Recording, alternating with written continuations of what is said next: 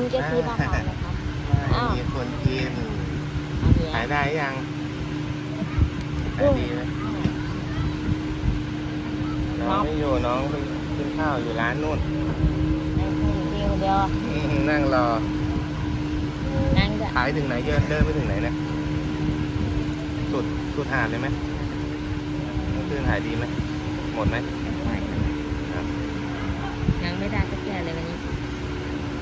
ทำเองหรือเปล่าเรื่องใครท เอง ำมีคนทำหรือทำเอง เอง ทำคนเดียวหรือทำกี่คน ทำสองคนพี่สาว กับพี่สาว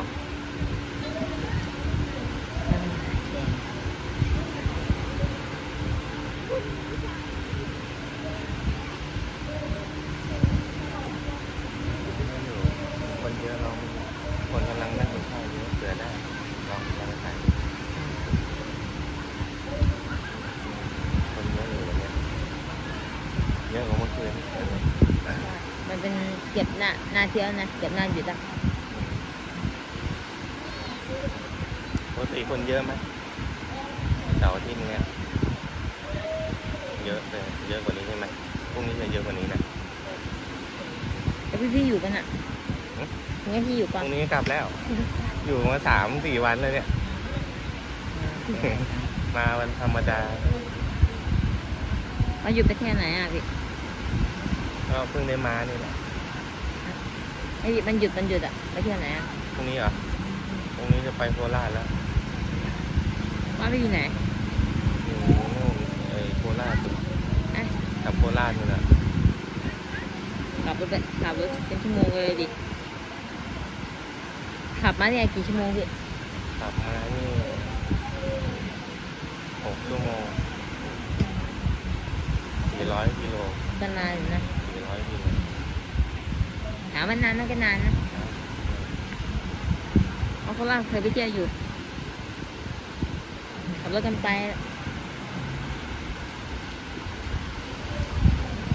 เที่ยวไหนโคราช ถ้าเกิดพี่เป็นคนล่าพี่ต้องรู้จักไอเนี่ยไอคลองอ่ะรู้จักไหม อืม ไปนั่งเรือกัน ลำตะคองเขื่อนลำตะคอง แล้วก็ไปพักข้างๆไอคลองอ่ะมันจะมีโรงแรมอยู่แถะ เคยไปแต่ร้านอาหารข้างๆตรงนั้นอ่ะมันมีร้านข้าวร้านอะไรกินแต่ไปนั่งกินเฉยๆไม่รู้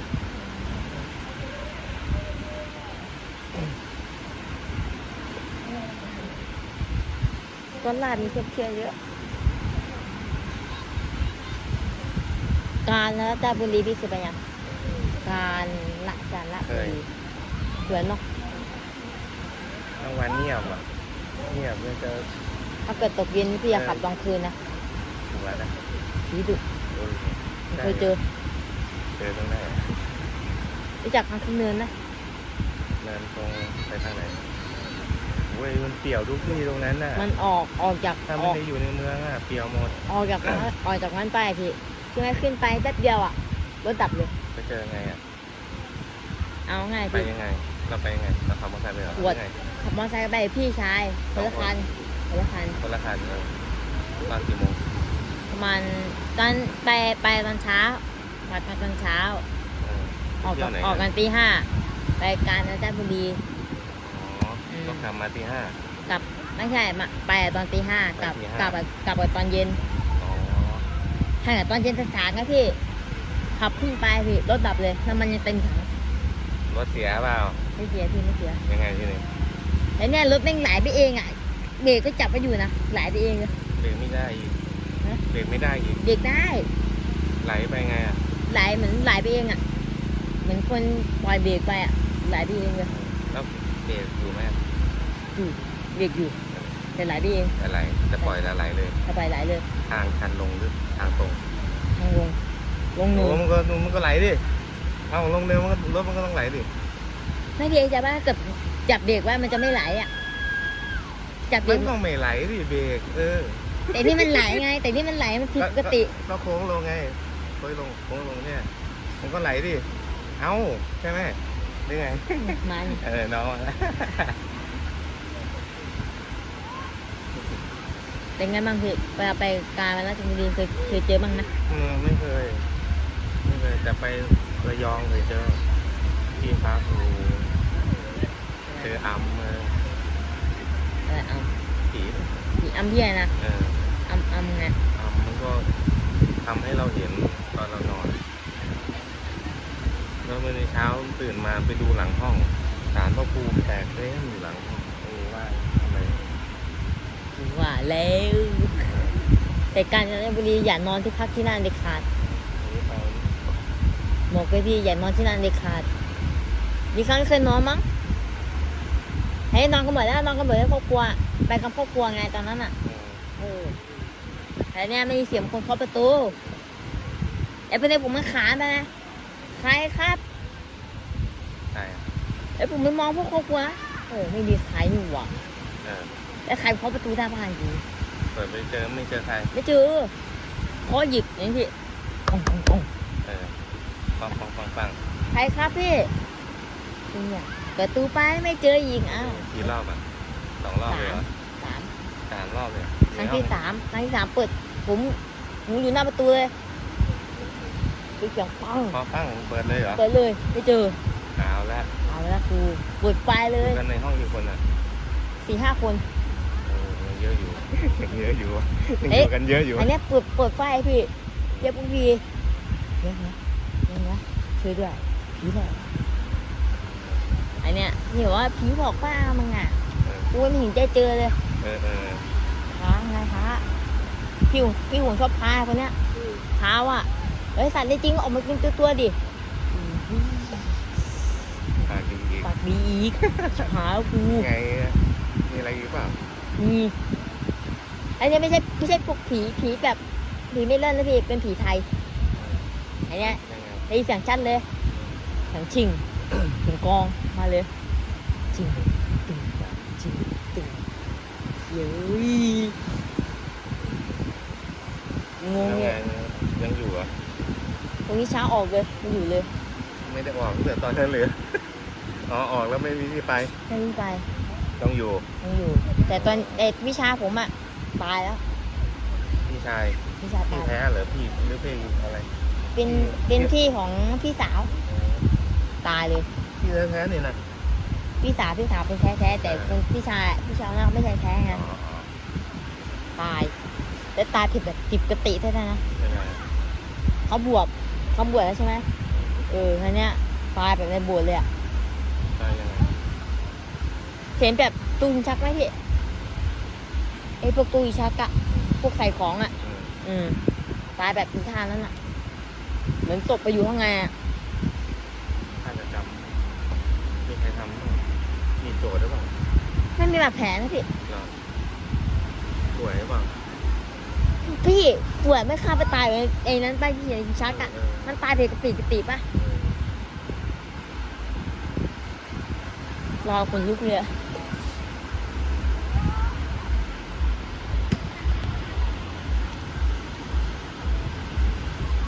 ไอ้พี่ได้จะเคยฟังเหลือโกดมั้งคือฟังเหลือโกดมั้งพี่ เคยฟังอยู่ ไอ้ที่เป็นพวกชาวไอ้ที่เป็นไอ้นั่นที่เขาเข้าป่ากันอะ เข้าป่าช้างเคยฟังเรื่องเข้าป่าอยู่นอนห้าง ผมเคยเจอจริงๆอะ อ้าวไปเจอที่ไหน เคยเจอเสือสมิงอะ เฮ้ยพูดเป็นเล่น ไม่ได้พูดเล่น มันเป็นยังไงอะไปยังไงทำไมเจออะ แต่พี่ไงพี่คนโตอะ ไปกลางเต็นท์หรือไปอะไรทำไมเจอ พี่ผมเขาไปล่าสัตว์ เหรออยู่ไหน อยู่แก่งน้อย ที่ไหนเนี่ย ปงกระมอนไงไอ้สถานแถวพวกเสือสมิงเยอะด้วย มันมายังไงอะ พี่ชายผมไปล่าพวกสัตว์พวกกระรอกพวกนี้พวกไอ้นั่นอ่ะแล้วมันดึกยังไงกลับไม่รอดแล้วเป็นวันนั้นเป็นพระจันทร์สีเลือดด้วยนะ อ่ะ พี่ชายรู้เลยวันนี้เป็นพระจันทร์สีเลือด อืม เขาตั้งขึ้นเต้นเลยพี่ อืม เขาตั้งห้างอ่ะ อืม ห้างข้างบนอ่ะ ทำไว้แล้วอ่ะ ทำไปแล้ว เจอกันกี่คนเนี่ย ไปกัน2 อุ๊ย ไปกัน2 คน อืมเข้าป่าไป2 คนนี่นะ ใช่แต่ส่วนตัวผมไม่ลุกอยู่นะ อืม แล้วในตัวผมก็มีหมอมีด อืมมีดหมอ หมอมีดหมอมีดจะมาก็ฟังไม่กลัวเถอะแต่ที่มามันไม่ใช่มาเป็นแบบเป็นเสือพี่ไม่ใช่มาเป็นเสือมาแบบทุกคน มายังไง แก่ คนแก่มา ๆมันจะเรียกว่า เขาเดินมาเรียก เดินมันไม่ขึ้นมาไม่ได้เดินเร็วใต้ต้นไม้ ยังไง ไอ้หนูกลับได้แล้ว เรารู้จักเขาไหมไม่รู้จักเขาไหม พี่ชายแต่ผมจะลงไปแล้วพี่ชายอยากห้ามลงไปแน่พี่ชายอ่ะ ทำไง ไล่แล้วไม่ไปนะพี่ชายผมปืนซองอ่ะเล็งที่หัว ยังไง ยิงเลยไอ้เนี่ยพาไปเห็นเสือร่างใหญ่ เหยียบเป็นเสือเลยเหรอ เห็นเป็นเสือเลย โดนยิงไหมเสือ ถามโดนยิงไหมมันก็ไม่ตายพี่ ยิงไป โดนแต่ไม่ตาย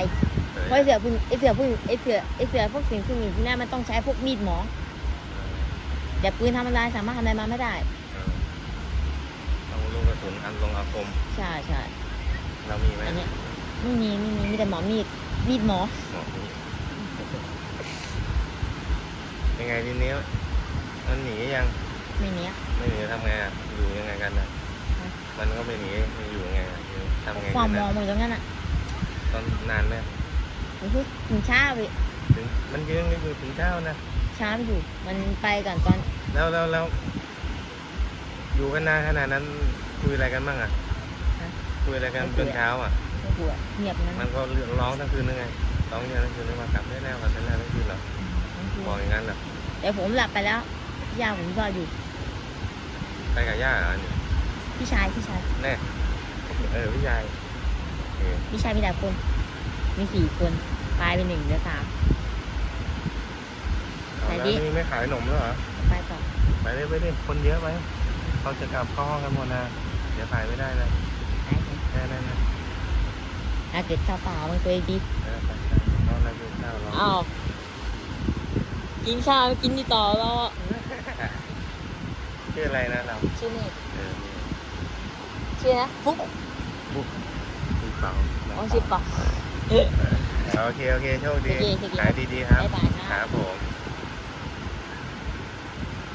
นี่เดือดช็อกเดือดช็อกก็เปล่าเดือดช็อกก็เปล่าเดือดโค้ดเหรอเดือดโค้ดจะเปล่าเราอ๋อเดี๋ยวมาเล่ากันต่อแล้วก็เดือดโค้ด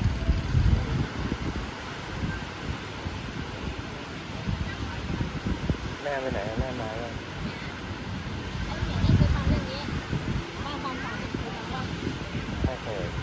ฟังดู ชอบฟังเรื่องถนน ฟังดู ก็ป่าอะไรเงี้ยฟัง ที่ผมเนี่ยฟังไม่เห็นรู้สึกแบบ เรื่องอะไรนะ บ้าน บ้านตามฝั่งโอเคเดี๋ยวจะไปเชิญดู มันจะมี2 วันดูใน YouTube อ่ะเออ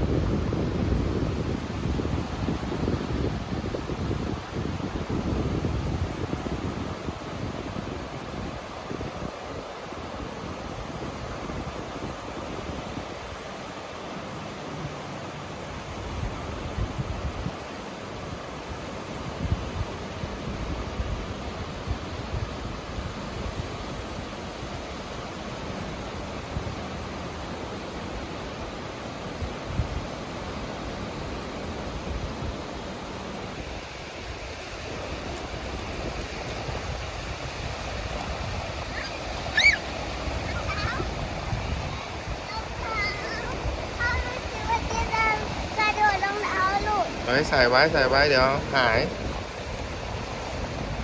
เมื่อกี้คือแรงจึงเข้าปากเลย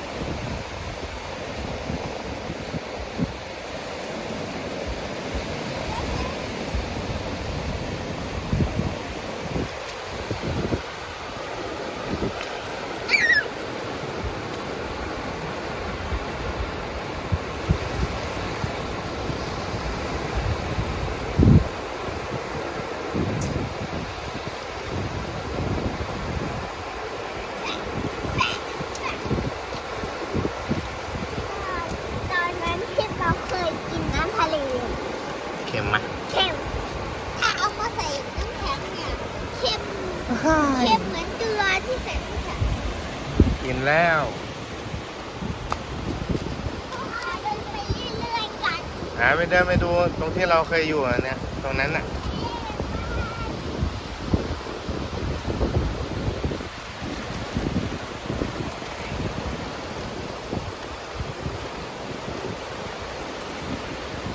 ทำไม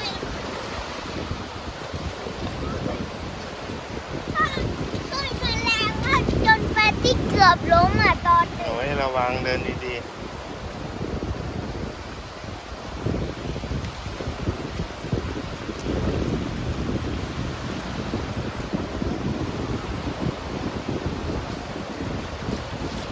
เดินไปนู่นนะเดินลงไปเลย เพราะอะไรเพราะอะไร อ๋อ เรือเขาล่อปลาหมึกไงเขาตกปลาหมึก ไฟสีเขียวล่อปลาหมึก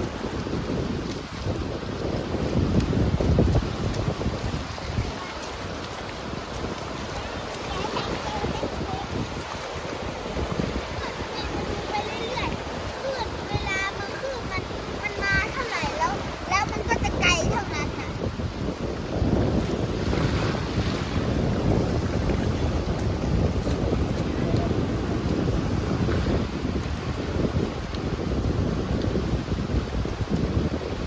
Oh my god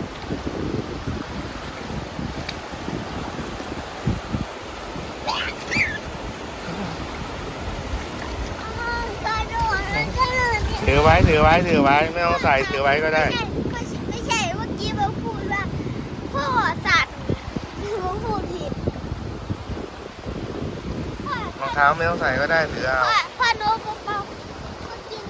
น้ำกินน้ำที่เป็นชิ้นแล้วอ่ะ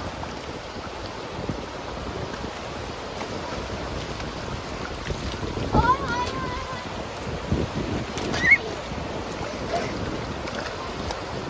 อย่าได้กินพ่อทำไมขึ้นมันลึกขึ้นอ่ะอย่าได้กินอย่าได้กิน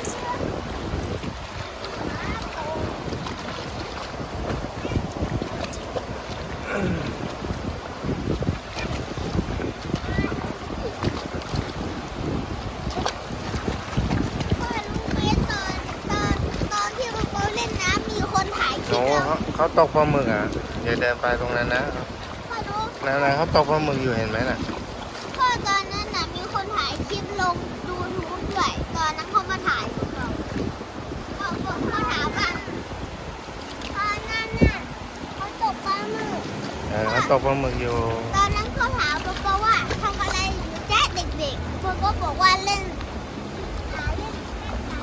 คนไทยหรือเปล่า คนไทย คนไทยหรือฝรั่ง คนไทย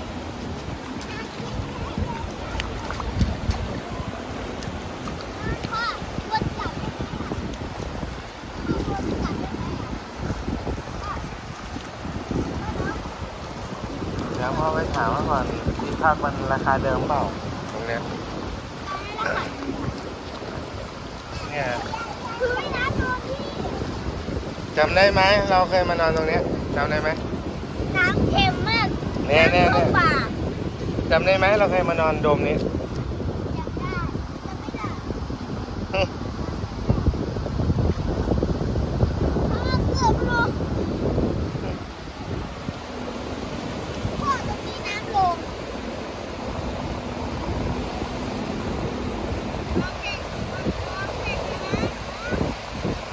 ระวังเบ็ดระวังเบ็ด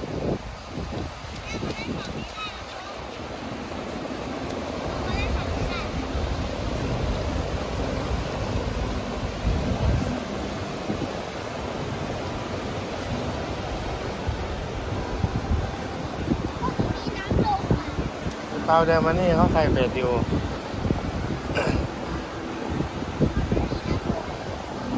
อันนี้ตกอะไรตกปลาหมึกเหรอปลา เมื่อวานก็ตกได้ปูม้าเลย ใช้เหยื่ออะไรฮะปลาหมึกเกี่ยวเหรออ๋อแล้วมันได้อะไรเนี่ยได้ปลาเหรอ วันแรกได้ปลาใส่แดงเลย ตัวโตไหมตัวใหญ่ไหม ประมาณ2 มื้อได้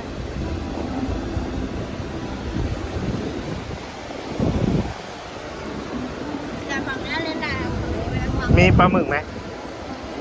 มันมีทั้งไก่ดูที่มันจะกินแล้วแบบ เกี่ยวปลาหมึกแบบไอเหยื่อปลอมอ่ะปลาหมึกได้ไหมตรงนี้ โยนโยนต้องขึ้นเรือ โยนแล้วเกี่ยวอ๋อต้องขึ้นเรือ แบบนี้เล่นได้เพราะว่าไอ้นี่คลื่นมันซัดมาแต่ว่าไม่ได้นี่ลมมันตีไปฝั่งนู้นแล้วคลื่นมันก็ไปฝั่งนู้นทุกฝั่งเนี่ยเลยตรงนู้น วางแต่ตอนกลางคืนเหรอใช่ไหม ตอนกลางวัน กลางวันมันกินไหม กลางวันไม่กินแต่คนเยอะ อ๋อ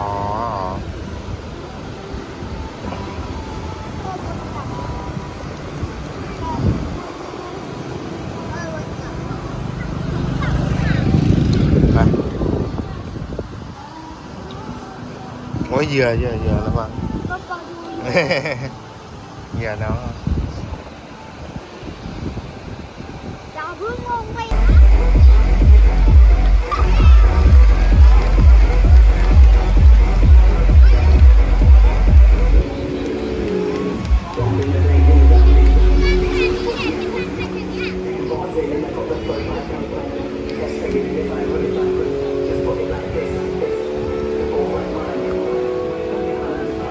Let's go,